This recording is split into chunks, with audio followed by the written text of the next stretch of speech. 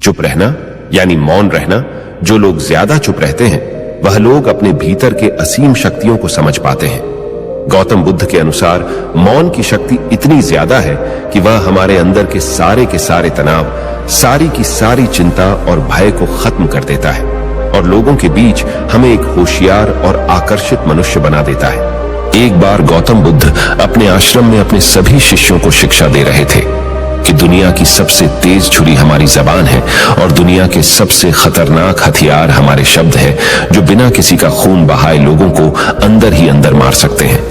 हमारे शब्द हमारी ताकत हो सकते हैं उसी के साथ, लेकिन यह हमारी सबसे बड़ी कमजोरी भी हो सकते हैं अगर हमें नहीं पता कि कब, कहां और क्या और कितना बोलना है।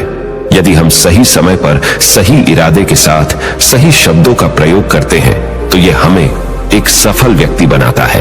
लेकिन अगर हम सही समय पर सही इरादे से सही शब्दों का इस्तेमाल नहीं करते तो यह हमारे जीवन को नर्क से बदतर बना सकता है। तो दोस्तों, आज की स्टोरी के माध्यम से मैं आपको बताने वाला हूं कि चुप रहकर कैसे हम अपने जीवन को बदल सकते हैं। आपको चुप रहने की शक्ति का एहसास इस वीडियो में होने वाला है। वीडियो शुरू करने से पहले कमेंट बॉक्स में नमो बुद्धाय लिखकर वीडियो को लाइक जरूर करें। तो चलिए शुरू करते हैं। इस कहानी को जापान में एक बहुत ही प्रसिद्ध बौद्ध भिक्षु रहा करते थे। उनका नाम रिसाई था। रिसाई अकेले रहते थे। दुनिया के शोर शराबे से दूर जंगल में वो रहते थे और वह बड़े ही ध्यानी और प्रभु भक्त व्यक्ति थे, इसलिए वह पूरे जापान में बहुत अधिक प्रसिद्ध थे। एक दिन एक राजकुमार रिसाई के पास आया और बोला, हे प्रिय भिक्षु, मैं हमेशा थका हुआ, निराश और परेशान महसूस करता हूँ। मेरा मन बहुत अशांत रहता है। हालांकि मेरे पास सब कुछ है, दौलत, शोहरत, सुख सुविधाएं जो हर व्यक्ति चाहता है या पाने की इच्छा करता है, लेकिन फिर भी मेरे अंदर इतनी अशांति और चिंता क्यों है? रिसाई ने उसकी बात बहुत ही ध्यानपूर्वक सुनी और कुछ सोचने के बाद कहा, तुम इस प्रश्न का उत्तर जानते हो, बस तुमने कभी इस प्रश्न को हल करने की कोशिश नहीं की है। रिसाई ने आगे कहा, मैं एक रिसर्च करना चाहता हूं, क्या तुम मेरा साथ उसमें दोगे? इस रिसर्च के बाद तुम्हारे जीवन में किसी भी तरह की अशांति और चिंता नहीं रहेगी। ये बातें सुनकर राजकुमार बहुत हैरान था। उसने रिसाई से कहा, बताइए मुझे क्या करना होगा? अपने मन की शांति के लिए मैं कुछ भी करने को तैयार हूं। राजकुमार की इन्हीं बातों को सुनकर भिक्षु ने कहा, तो फिर आप अगले 15 दिन के लिए मेरे आश्रम में रहोगे और एक सामान्य व्यक्ति की तरह अपना जीवन व्यतीत करोगे और इन 15 दिनों में तुम अकेले और चुपचाप रहोगे, जितना हो सके कम बोलोगे। राजकुमार उस भिक्षु की बातें सुनकर सहमत हो गया। पहले दिन राजकुमार को लगा कि उसका मन सामान्य से अधिक अशांत और विचलित है। उसके मन में तरह तरह के विचार आ रहे हैं थे और वह आम लोगों की तरह जीवन जीने में असहज महसूस कर रहा है। उसे अंदर से बोलने की इच्छा हो रही थी, लेकिन वह चुपचाप रहा। उसके मुंह से एक भी शब्द नहीं निकला, बस वह चुपचाप बैठा रहता। लेकिन रात होते होते उसे अंदर ही अंदर शांति का अनुभव होने लगा। उसके लिए यह अनुभव अजीब था। वह खुद से पूछ रहा था कि वह अंदर ही अंदर इतना खुश क्यों है और उसकी आंतरिक बेचैनी और चिंता कम क्यों होने लगी है। अगले दिन राजकुमार अकेला चुपचाप बैठा रहा और वह प्रकृति को निहार रहा। वह पौधों को, फूलों को, आकाश में उड़ रहे पक्षियों को, वह अपने जीवन में पहली बार यह अद्भुत दृश्य महसूस कर रहा था कि उसके पास कितनी सुंदरता है। वह दिन भर प्रकृति की सुंदरता को निहारता रहता और उसकी ताजगी को महसूस करता रहता। इसी तरह से 10 दिन बीत गए और उसके मन की सारी बेचैनी, सारी हलचल, सारी उथल पुथल और सारा तनाव गायब हो गया। 11वें दिन की सुबह राजकुमार फिर से एकांत में बैठ गया और कुछ ही मिनटों में उसकी आंखें अपने आप बंद हो गईं और वह गहरे ध्यान में चला गया। वह पूरे दिन वहीं पर आंखें बंद करके बैठा रहा और गहरे ध्यान में डूबा रहा। ना कोई शब्द, ना कोई चिंता। राजकुमार भीतर से असीम शांति और आनंद से भर गया। राजकुमार अपने बाकी के 4 दिन इसी तरह गहरे ध्यान में व्यतीत करने के बाद 15 दिन बाद रिसाई के सामने प्रस्तुत हुआ और रिसाई को प्रणाम करके बोला, प्रिय भिक्षु, मुझे उत्तर मिल गया कि मेरे मन में इतनी उथल पुथल और चिंता क्यों थी। मैं जान गया कि मेरा मन इतना अशांत और विचलित क्यों था। रिसाई मुस्कुराते हुए पूछा, बताओ क्या उत्तर मिला तुम्हें? राजकुमार ने कहा, मैं आवश्यकता से अधिक बातें करता था। मैं किसी पर भी अपने शब्द और ऊर्जा व्यर्थ करता था। मैं दिन भर अपने लोगों से फालतू की बातें करता रहता और फिर उन्हीं के बारे में अकेले में सोचता रहता और ज्यादातर समय नकारात्मक ही सोचता रहता। इस तरह मैं बस अपना समय बर्बाद कर रहा था। ज्यादा बोलने और नकारात्मक सोचने की वजह से मेरा मन अशांत और बेचैन हो गया था और इसी वजह से मैं किसी भी काम को ठीक से नहीं कर पा रहा था, जिसकी वजह से मैं हर काम में असफल होने लगा। और फिर इन्हीं लगातार मिलने वाली असफलताओं की वजह से ही मैं और भी उदास और चिड़चिड़ा हो गया। इन्हीं सभी चीजों की वजह से मेरा जीवन नष्ट हो रहा था। लेकिन यहां पर बिताए हुए 15 दिन मेरे लिए पूरी तरह से अलग थे। मुझे कुछ अलग ही एहसास यहां पर हो रहा था। अब मुझे ऐसा लग रहा है मैं अपना जीवन पूरी तरह से जी रहा हूं, लेकिन इससे पहले मैं अपना जीवन गलत तरीके से जी रहा था। और मैंने यह भी सीखा कि हमें सिर्फ ध्यान करने की जरूरत नहीं है। ध्यान अपने आप होता है जब हम शांत और मौन होते हैं। ध्यान के पिछले कुछ दिनों के दौरान मैंने जो पहली चीज सीखी वह यह है कि मनुष्य के जीवन की सबसे महत्वपूर्ण चीज स्वयं को जानना ही है। यह सुनकर रिसाई ने कहा, सिर्फ तुम ही नहीं, दुनिया में ज्यादातर लोग जरूरत से ज्यादा बोलते हैं। आज भी लोग ज्यादातर समय केवल एक दूसरे को नीचा दिखाने के लिए ही बोलते हैं। कुछ लोग ना चाहते हुए भी बातें करते हैं और अपना जीवन बर्बाद कर लेते हैं। रिसाई ने राजकुमार को चुप रहने का महत्व समझाते हुए कहा। एक बार गौतम बुद्ध से उनके शिष्यों ने पूछा, प्रिय बुद्ध, आप ज्यादातर समय चुप क्यों रहते हैं? बुद्ध ने कहा, क्योंकि चुप रहने से व्यक्ति अंदर से अनंत शांति की गहराइयों में होता है। मौन अपने भीतर उतरने की पहली सीढ़ी है। मौन के बिना स्वयं को जानना असंभव है। स्वयं को जानने और समझने का पहला नियम है कि मौन हो जाओ। उतना ही बोलो जितना अत्यंत आवश्यक हो। बेफिजूल की बातें करना छोड़ दो। तुम अचानक पाओगे कि 90% से भी ज्यादातर लोग व्यर्थ ही ज्यादा बोलकर अपना समय बर्बाद कर रहे हैं। ना बोलने का कोई भी नुकसान नहीं है, लेकिन यदि आप ज्यादा बोलते हैं तो आप अत्यधिक गलती कर देते हैं। अगर व्यक्ति कम बोलना शुरू कर दे तो दुनिया की 90% मुसीबतें कम हो जाएगी। झगड़े फसाद कम हो जाएंगे, उपद्रव कम हो जाएंगे। अगर लोग थोड़ा चुप रहना सीख लिए, संसार की बहुत सारी समस्याएं हैं, बहुत सारा उपद्रव सिर्फ बोलने से पैदा होते हैं। सारी बात मौन सीखने की है। जब तुम नहीं बोलते तब तुम एकांत में अकेले हो गए। भरे बाजार में भीड़ में खड़े हो नहीं बोलते। हिमालय के शिखर में पहुंच गए। जिसने मौन की कला जान ली वो भीड़ में भी अकेले होने की कला जान लेता है। एकांत में तो आदमी स्वर्ग में है। दूसरे की उपस्थिति ही बेचैनी पैदा करती है। पहले तुम्हें चुप रहने की शक्ति को धारण करना होगा। इससे तुम अधिकतर ऊर्जा को बचा लोगे और फिर इस स्थिति में पहुंच जाओगे कि तुम कम बोलने लगोगे।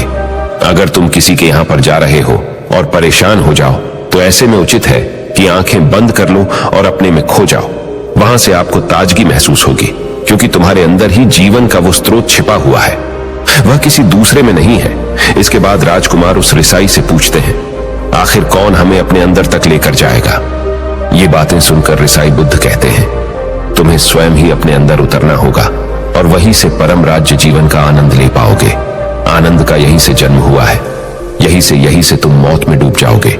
यही तुम्हारा सूरज उदय होगा और यहीं से अस्त होगा। इसी प्रकार तुम बार बार इबकी लगाओ। जब भी तुम इबकी लगाकर लौटोगे वहां से तुम पाओगे फिर ताजगी भरी जीवन की नई संपदा मिलेगी। इस नई शक्ति के जन्म होने से तुम्हारी थकान गई, उदासी गई, चिंता गई। जैसे कोई स्नान करके लौटता है तो शरीर शीतल हो जाता है, शांत हो जाता है। ऐसे ही जब कोई भीतर से साफ होकर वापस आता है, मौन में स्नान करके लौटता है, तो समस्त अस्तित्व, समस्त व्यक्तित्व शांत और मौन हो जाता है, आनंदित हो जाता है। जब तुम आंतरिक मौन की उस पराकाष्ठा पर पहुंच जाओगे तब तुम पाओगे कि बोलने से भी तुम्हारा मौन खंडित नहीं होता, वो बना ही रहता है।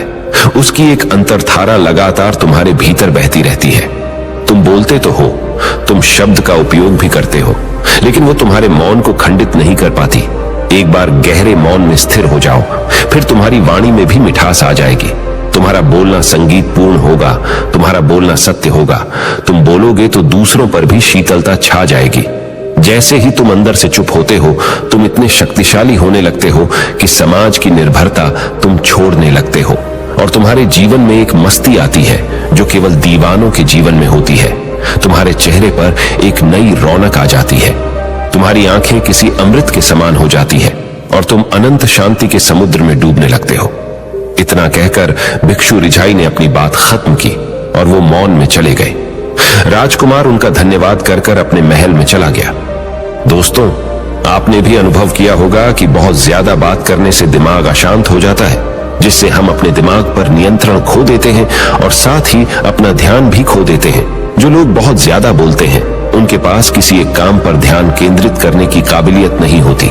वो अपने किसी भी लक्ष्य पर पूरी तरह से ध्यान केंद्रित नहीं कर पाते।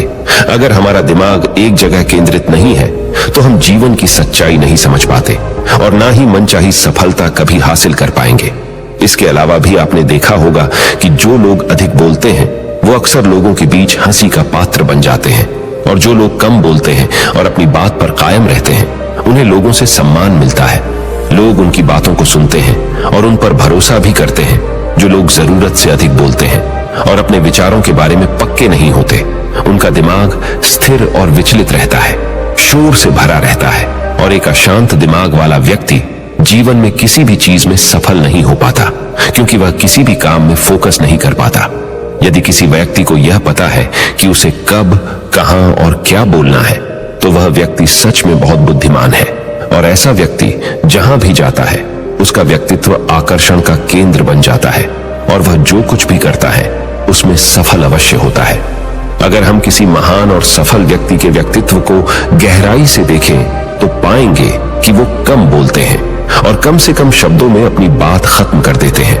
वो बोलने से पहले वो चीजों और जिसके बारे में उसे बोलना है, उनके बारे में गहराई से सोचते हैं। लेकिन जो लोग बहुत ज्यादा बोलते हैं, बहुत बार वो झूठ भी बोलते हैं और अपनी बातों से दूसरों के मन और विचारों पर कचरा डालते रहते हैं। वह ज्यादातर समय दूसरों की बुराई करते रहते हैं, इसलिए उनके अपने भी उनसे नफरत करने लगते हैं और उनसे बचने की। सभी शिष्यों ने अपनी शक्ति के अनुसार छोटे बड़े भी संकल्प लिए और गुरु को अपने अपने संकल्प के बारे में बताकर वहां से चले गए। लेकिन वह शिष्य जो खुद को सबसे अलग और बड़ादा दिखाना चाहता था, वह सीधे गुरु की कुटिया में पहुंच गया और बोला, मैं कोई छोटा मोटा संकल्प नहीं लेना चाहता, बल्कि खुद की ही जैसे एक बड़ेढ़ा और महान संकल्प लेना चाहता हूं। कृपया आप ही बताएं, क्या संकल्प लेना चाहिए? उसकी यह बात सुनकर गुरु मुस्कुराए और बोले, क्या तुम मेरे द्वारा दिए गए संकल्प को पूरा कर पाओगे? क्या तुम्हारे लिए उसे पूरा करना संभव होगा? शायद नहीं, वह तुम्हारे लिए संभव नहीं है। तुम उसे पूरा नहीं कर पाओगे, इसीलिए तुम खुद ही कोई संकल्प ढूंढो। शिष्य ने कहा, नहीं गुरुदेव, आप जो भी संकल्प मुझे देंगे, मैं जरूर उसे पूरा करूंगा। गुरु ने कहा, ठीक है, तो तुम अगले 1 महीने तक चुप रहोगे, मुंह से एक शब्द भी नहीं निकालोगे, यही तुम्हारा संकल्प है। शिष्य ने कहा, गुरुदेव, यह भी कोई संकल्प है? यह तो बहुत ही आसान है, 1 महीने तक चुप ही रहना है। आप कोई बड़ेढ़ा संकल्प दीजिए जो मेरी योग्यता के लायक हो, जिसे पूरा करने में मुझे समस्या हो। गुरु ने कहा, पहले तुम इस संकल्प को तो पूरा करके दिखाओ। शिष्य ने गुरु की बात मान ली और वह उसी समय चुप हो गया और पलटकर कुटिया से बाहर चला गया। उसे चुप रहना बहुत आसान लग रहा था। उसने एक दिन तो जैसे तैसे चुप रहकर काट लिया, लेकिन दूसरे दिन से उसके मन में ना बोलने का बोझ बढ़ने लगा। तीसरे दिन उसे भारीपन महसूस होने लगा और चौथे दिन उसके अंदर एक अजीब सी बेचैनी होने लगी, क्योंकि आसपास आश्रम के सभी शिष्य एक दूसरे से बातें कर रहे थे। वह भी अपना पक्ष उनके सामने रखना चाहता था, उनकी बोलती बंद कर देना चाहता था, लेकिन उसका संकल्प उसके आड़े आ रहा था। इसीलिए वह पूरे दिन सिर्फ मुंह और आंखें बनाता रहता। इसी तरीके से कुछ दिन और बीते और वह शिष्य बीमार पड़ीडीएच गया। उसका सिर फटा जा रहा था, उसका खाने पीने तक का मन नहीं कर रहा था, वह सिर्फ बोलना चाहता था। वह गुरु के पास गया और उनके सामने बैठकर लिखकर उन्हें बताया, गुरुदेव, मैं बोलना चाहता हूं, बिना बोले मुझे सांस नहीं आ रही, मेरा दम घुटता जा रहा है, मैं अंदर ही अंदर पागल हुआ जा रहा हूं, मैं क्या करूं? संकल्प तोड़ दूं क्या? ये पढ़कर गुरु मुस्कुराए और बोले, संकल्प तो तोड़ने के लिए ही होते हैं, लेकिन जो अपने संकल्प को पूरा कर लेता है, वही अपनी आंतरिक शक्ति को बढ़ाता है, और जो अपनी आंतरिक शक्ति को बढ़ा लेता है, वह समाज और जागृति की राह पर आगे भी आज जाता है। संकल्प का लेना भी तुम्हारे हाथ में था और इसे तोड़ना भी तुम्हारे ही हाथ में है।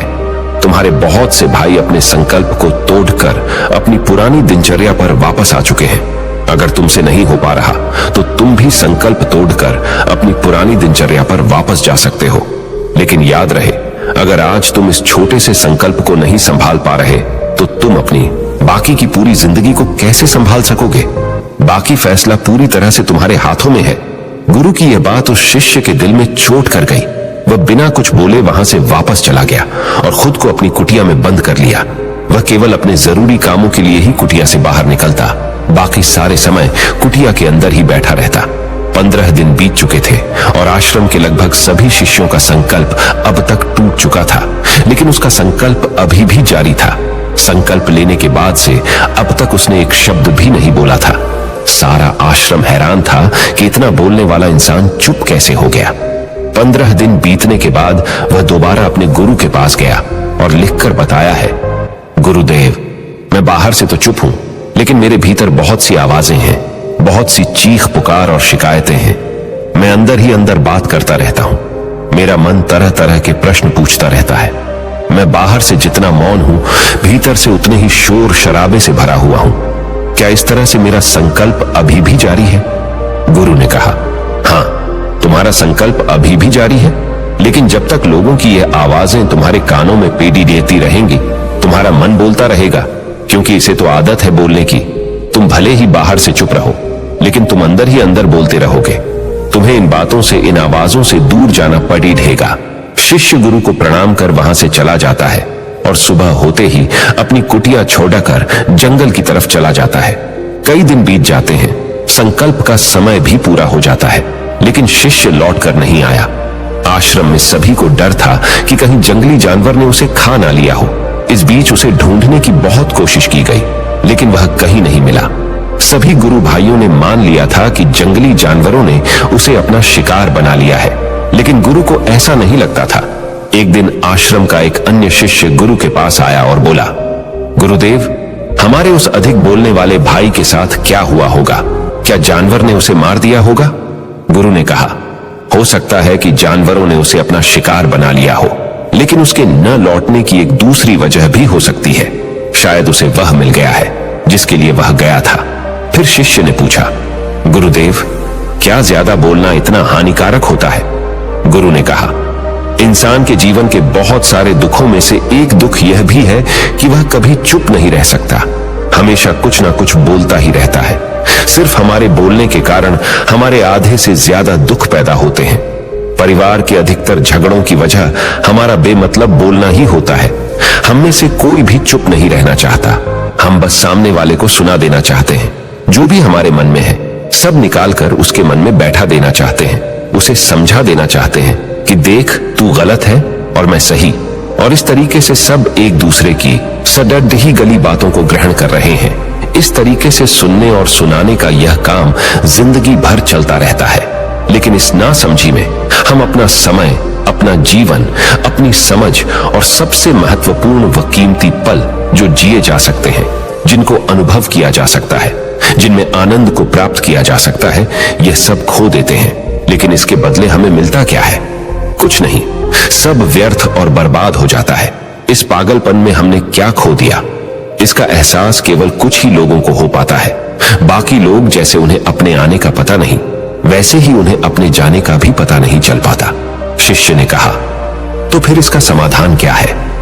गुरु ने कहा, पूरी जागरूकता के साथ अपने विचारों को देखना यही एकमात्र तरीका है। सारी मानसिक समस्याओं का वर्तमान में रहकर चिंतन करना, पूरी जागरूकता के साथ अपना काम करना जिंदगी में चमत्कारिक बदलाव ला देता है। उसके बाद वह शिष्य गुरु से अपने प्रश्नों का उत्तर पाकर उनको प्रणाम करके वहां से चला गया। उस शिष्य को आश्रम छोड़ कर गए हुए 3 महीने का समय बीत चुका था, लेकिन उसकी कोई खबर न थी। अब तक तो सभी गुरु भाइयों ने भी उसके वापस लौटने की उम्मीद छोड़ दी थी, लेकिन एक दिन वह आश्रम लौट आता है। उसे देखकर सभी के आश्चर्य और खुशी का ठिकाना न रहा। लेकिन अब वह नहीं था जो यहां से गया था, वह कुछ और ही बनकर वापस आया था। उसके अंदर एक गजब का बदलाव महसूस किया जा सकता था।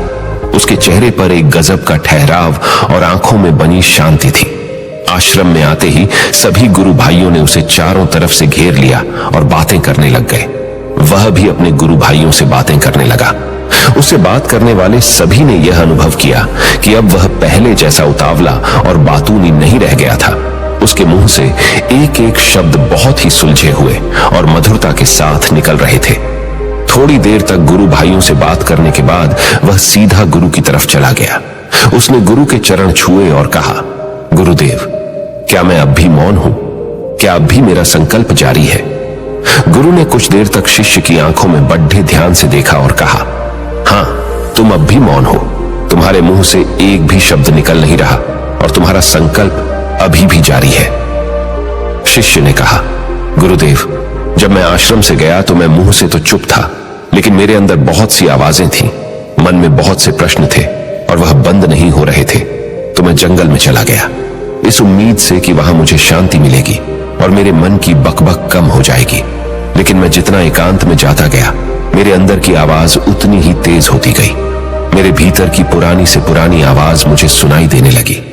तब जाकर मैंने महसूस किया कि मैं कितना गलत कर रहा था। जब मैं अपने परिवार वालों, दोस्तों को और गुरु भाइयों को बुरा भला कहता था तो उस समय मुझे लगता था कि मैं सही कह रहा हूं। जब मैं गुरु भाइयों की एक दूसरे से चुगली करता था और उनका मजाक बनाता, तब भी मुझे यही लगता था कि मैं उनसे बेहतर हूं और मैं सही कर रहा हूं। लेकिन उस दिन मैंने पहली बार महसूस किया कि मैं कितना गलत बोलता था। काफी दिनों तक ये आवाजें, ये शिकायतें मेरे अंदर चलती रही, लेकिन धीरे धीरे करके एक दिन ये सारी आवाजें मेरे अंदर से समाप्त हो गई। अब मैं भीतर से भी मौन हो गया। उस घने जंगल में बाहर से कोई बोलने वाला था नहीं और भीतर कोई आवाज बची ही नहीं थी। और मैं उस दिन पहली बार मौन का सही अर्थ समझा। मेरे चारों तरफ बहुत शांति थी। हालांकि अभी भी कुछ आवाजें आ रही थी जो पहले भी आती थी, लेकिन मैं उन्हें सुन नहीं पाता था। पर अब वह सभी आवाजें मुझे स्पष्ट रूप से सुनाई दे रही थी। हवा के चलने की आवाज, चिड़ियों के चहकने की आवाज और पानी के बहने की आवाज, ये सभी आवाजें मैंने पहली बार पूरे होश पूर्वक सुनी। अपने चारों तरफ इतनी शांति मैंने पहले कभी महसूस नहीं की थी। तो इस शांति को भंग करने के लिए मैंने पहली बार अपने मुंह से कोई शब्द निकाला। मैं चिल्लाया, हे ईश्वर, ये कैसी शांति है? सभी कुछ इतना शांत क्यों है? ऐसा क्या हो गया? लेकिन मेरे चिल्लाने के बाद भी शांति भंग नहीं हुई। सब कुछ पहले जितना ही शांत था, बाहर भी और भीतर भी। हे गुरुदेव, मैंने अपने गुरु भाइयों से बात की। मैंने आपसे बात की। मैं बोल रहा हूं, मैं चल रहा हूं, मैं सब कुछ देख रहा हूं, लेकिन मैं अपने भीतर एकदम एकांत में हूं, मौन में हूं। भीड़ डेच में होता हूं, तब भी भीतर से अकेला एकांत में होता हूं। जब मैं खुद में भी शोर करना चाहता हूं, तब भी एकांत में ही होता हूं। अब सब दिखाई पड़ी डाहने लगा है, सब सुनाई पड़ी डाहने लगा है। गुरु ने कहा, जब तक हम बाहर की तरफ बोलते रहेंगे, भीतर अशांति ही रहेगी। लेकिन जिस दिन हम भीतर की तरफ मुड्डाह जाएंगे, तब हमारे मुंह से कुछ भी निकलेगा, हम शांत ही रहेंगे। दुनिया में जितनी भी बुराइयां हैं, ज्यादातर हमारे बोलने से ही उत्पन्न होती है, क्योंकि हम चुप रहना नहीं चाहते। हम जितनी जरूरत है उससे कहीं ज्यादा बोलते हैं। हम सामने वाले को सुनना नहीं चाहते, बल्कि उसकी बोलती बंद कर देना चाहते हैं। उसे समझा देना चाहते हैं कि मैं कौन हूं, मैं क्या कर सकता हूं। और यही हमारी जिंदगी का मकसद बनकर रह जाता है। हमारी सारी ऊर्जा व्यर्थ के बोलने में बर्बाद होती रहती है। ऐसे ही समाज में लोगों का जीवन दुखों से भर जाता है, जो हमेशा एक दूसरे को सुनाने में लगे रहते हैं। कभी एक दूसरे को सुनना नहीं चाहते, समझना नहीं चाहते, और चुप रहना तो उन्होंने कभी सीखा ही नहीं, क्योंकि चुप रहना उन्हें छोटा महसूस करवाता है। दुनिया की सभी लड़ाइयों का कारण हमारा बोलना ही है। इसलिए हमें सिर्फ उतना ही बोलना चाहिए जितना जरूरी हो, क्योंकि व्यर्थ का बोलना ऊर्जा को नष्ट करना है। और यह बोलना ही हमें कभी अपने भीतर की ओर लौटने नहीं देता, क्योंकि यह हमें बाहर की ओर खींच कर रखता है। और बाहर है ही क्या इस संसार के अलावा।